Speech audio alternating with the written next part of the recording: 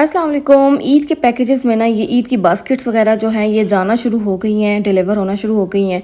क्योंकि ये जो बास्केट्स होती हैं ये तो हमें पहले ही भिजवानी पड़ती है ना, तो इसके भी ऑर्डर्स आना शुरू हो गए हैं। या आहिस्ता आहिस्ता मैं इंशाल्लाह शेयर करती रहूँगी आप लोगों के साथ। एक जो है बास्केट वो जानी है उधर खुशाब, या वो कह रही थी या खुशाब भेजनी है या कलर का हार भेजनी है, तो वो भी इंशाल्लाह हम लोग डिलीवर करवा देंगे। आप लोगों ने किसी और सिटी में करवानी हुई तो वो भी डिलीवर हो जाएगी, उसका भी कोई इशू नहीं है।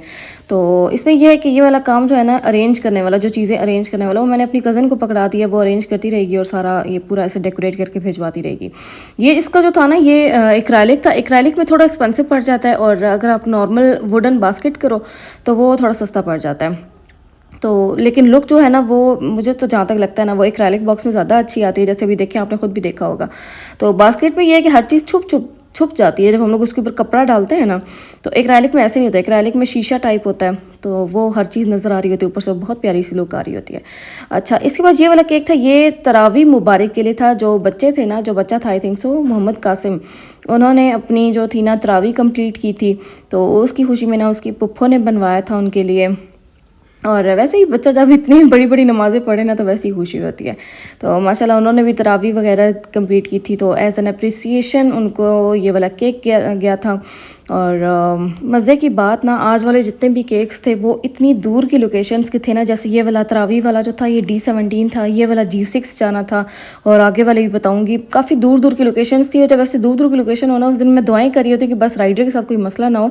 और उस दिन राइडर ने बड़ा तंग किया था, 1 घंटा लेट आए थे, उसकी वजह से ये D17 वाली जो DC थी ना, ये डिलीवरी थी, ये मुझे अफ्तारी के बाद करनी पड़ गई थी। तो लेट हो गए थे, क्योंकि उससे पहले उन्होंने जाना था बारकऊ, और बहरिया भी जाना था, और फिर धमियाल भी जाना था। मतलब कि काफ़ी दूर दूर की लोकेशन थी, जिसकी वजह से मुझे डर था कि अगर राइडर 15 मिनट भी लेट हो गए ना, तो मेरी सारी डिलीवरियाँ डिस्टर्ब हो जानी है। और उन्होंने तो पूरा 1 घंटा लेट कर दिया था। ये जो बेंटो था, ये जाना था बहरिया। ये कस्टमर को चाहिए था पिंक के ऊपर पिंक वाला शेड्स, तो ये बहुत ज़्यादा प्यारा लग रहा था। शॉकिंग पिंक मैं जानबूझ के मंगवाया था। और ये जो था ना, आई लव यू अर्शियाज बाबा, इसके साथ एक कुनाफा चॉकलेट भी थी, ये 12 का गया था। तो मतलब कि जितने केक्स नहीं होते जितनी इनकी DC पड़ जाती है, लेकिन फिर भी माशाल्लाह कस्टमर्स की मोहब्बत होती है, जो मुझसे ही मंगवाते हैं हमेशा। बाकी इसके बाद ये वाला जो केक है, ये किया था धमियाल, और इसकी ना कस्टमर ने मुझे टाइम नहीं दिया हुआ था, तो मैंने बाकी सारी डिलीवरीज वगैरह स्केजुअल की हुई थी।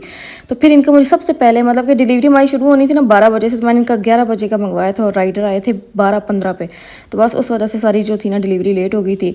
बाकी असॉर्टेड खजूर का बॉक्स था, 16 पीसेज है इसके अंदर 5 फ्लेवर्स आई थिंक सो। इसमें कुनाफा है, बाउंटी है, स्नीकर है, पीनट है, और अजवा है या मबरूम है। तो ये सारे होम मेड है फ्लेवर्स।